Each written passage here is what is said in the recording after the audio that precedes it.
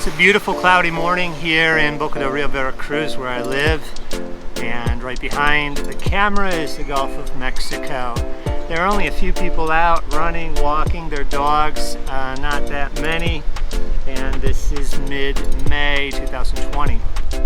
In this video, I want to show you something that I'm passionate about, that I really enjoy my time doing this when I'm here in Mexico. Explore Mexico with Mike Vondruska is just more than, well, exploring Mexico. It is, yes, my experiences that I encounter, whether it be in nature or with people or combination. But I also get to meet with tour guides in different parts of the country. And in this clip, in this video, I'm going to show you a encounter I had with one of the tour guides that we network with in the city of Queretaro, and also guiding through the state of Queretaro. This clip, for the most part, is not edited. It's just the video I took as this person. Her name is Mariana. I work with her and her partner, Aaron.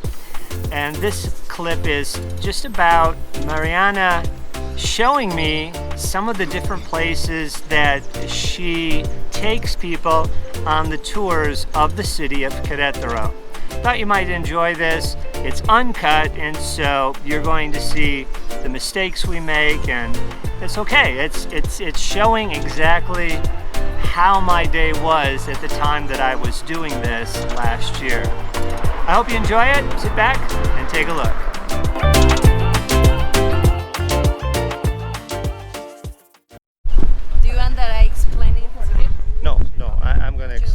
I'm just gonna kind of do it.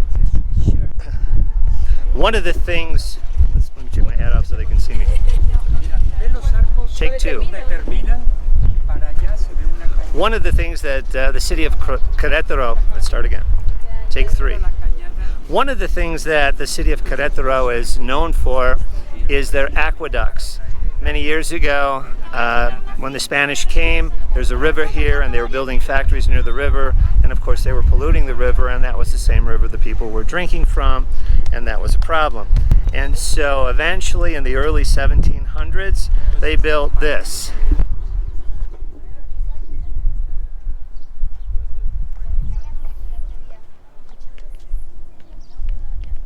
And it's all done by gravity. The water flows down from the hills, and then they had storage areas, and eventually they were able to have better drinking water.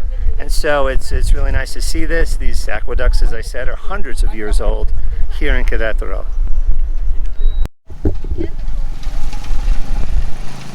Hello, I'm Mariana. You know what? Let me introduce you.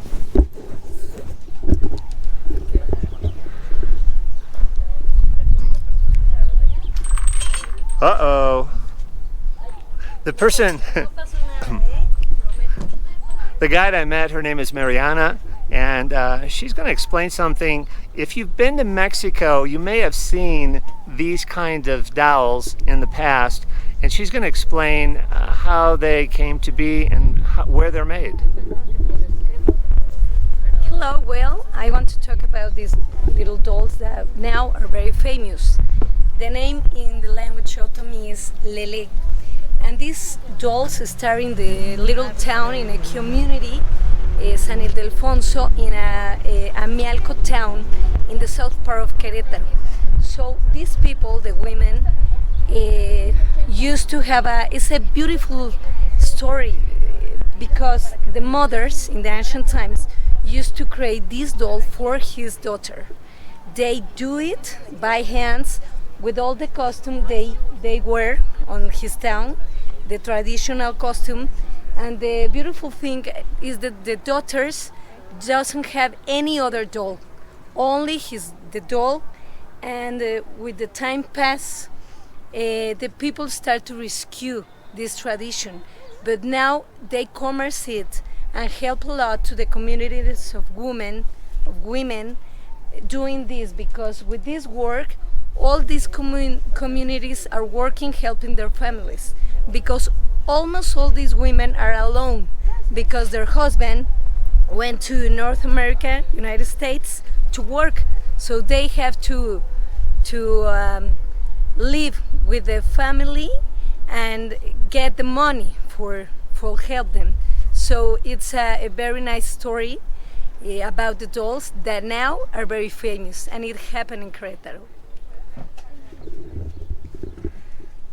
I know personally I've seen these in different parts, and here I'll show you some bigger ones. Right over here. Oh, not this stand. Stand over there.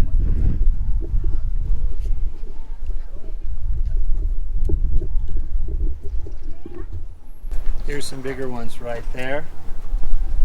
They come in all different sizes. They're very colorful. Very colorful and very pretty.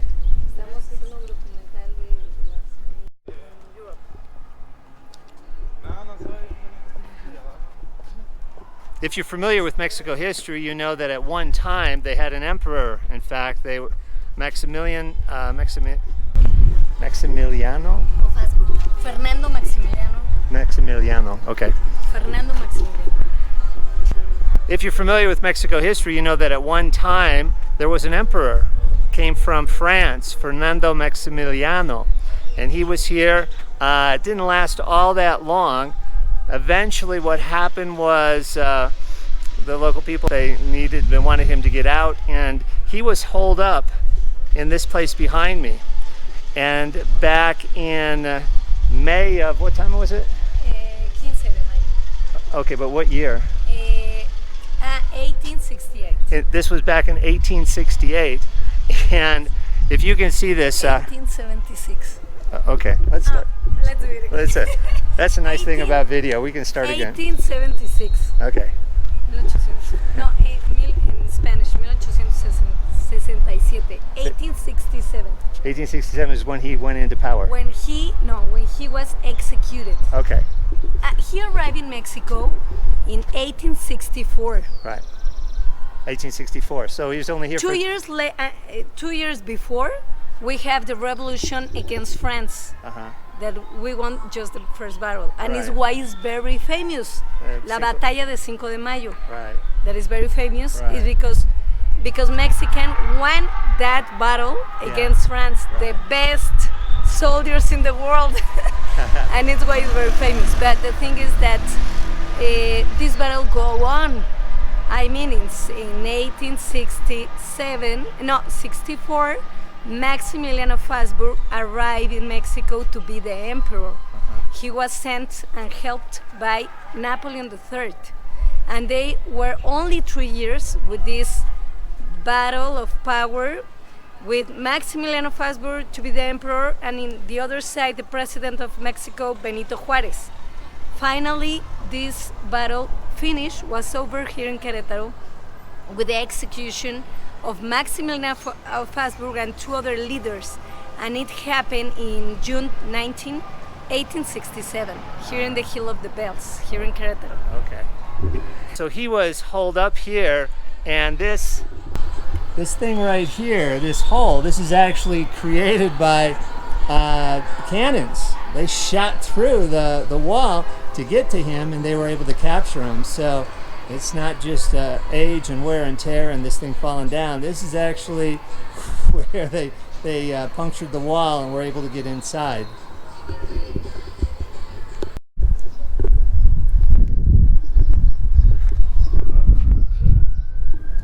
I get a glare from the sun on my glasses. Does not look good. Oops, it's running. When you do a day tour here in Querétaro, you start in this plaza. Actually, it's not a plaza, this is a mausoleum. Many of the famous, important people that created and shaped not only Querétaro City, but also Mexico, are buried here. This is where initially the revolution against Spain started, and some of the prominent figures that were involved in the start are actually, their bones, their remains are here. And so I would recommend that if you come here maybe do some studying a little bit on your own so that you can have an overview of what happened, especially with the Mexican Revolution against Spain, which began in 1810, but really here plans were made about 2 years earlier than that. That way, when you come here, you'll have a better concept of what the guide is showing you, because you'll have some information in advance.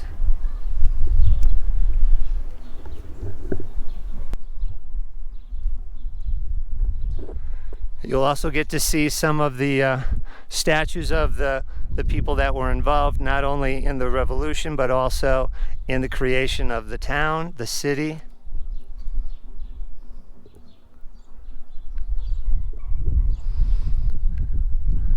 And there are more on the other side, but you just have to come and take a look.